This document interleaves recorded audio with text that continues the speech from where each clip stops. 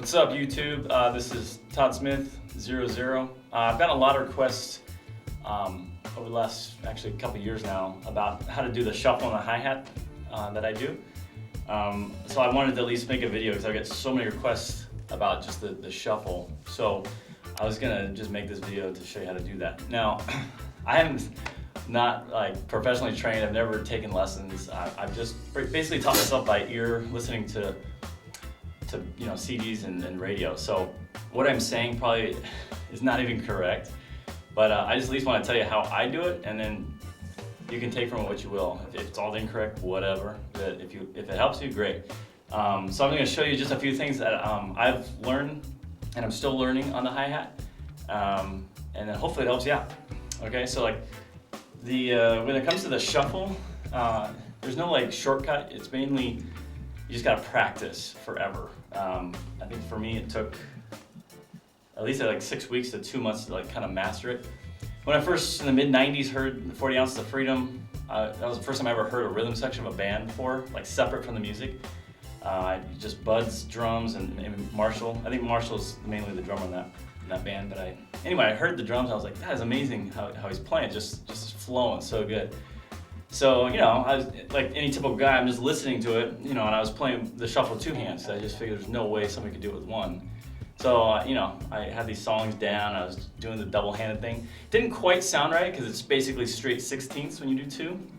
So, but then eventually I saw a video of Bud and a video of Marshall, and they were doing one hand. I was like, are you kidding me? So, it was a process, but I finally got it. But I'm still learning. There's a lot of things you can do on the hi-hat. So the first one is just basically the shuffle is 16ths. So the double hand is straight 16ths, like So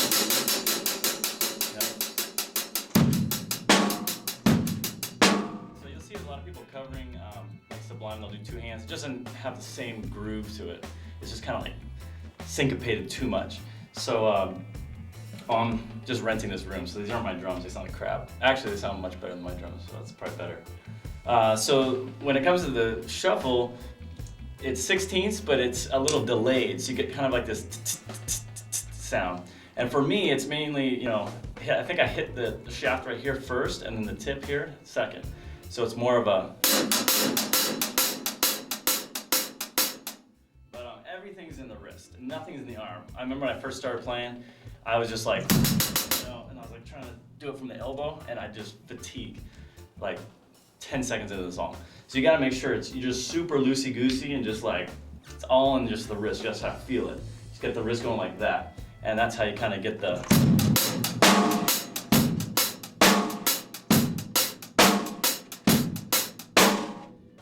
So I've actually learned how to do two different styles of shuffles. And I wanted to share with you. Again, I'm not reinventing the wheel, I don't think.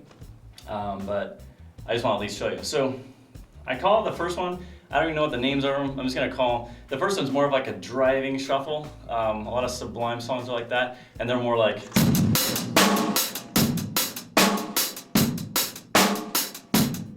And then starting jam with Scott and Brendan and K-Bong, we would go into these jams, and I'd just change up the shuffle, and it would totally change the whole feel of the song. We call it the hoppy shuffle. It gives makes you want to like bounce. So it's like this. So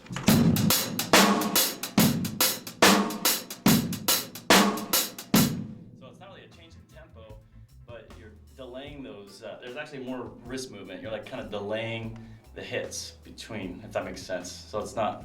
So it's like instead of So I'll see if I can transition between the two so you can kind of hear the difference.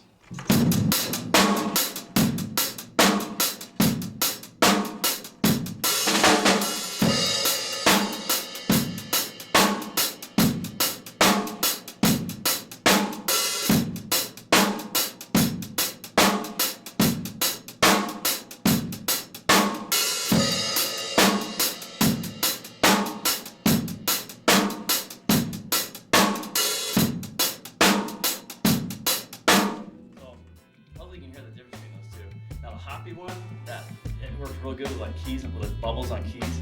So if you ever have bubbles, sometimes that one's really good.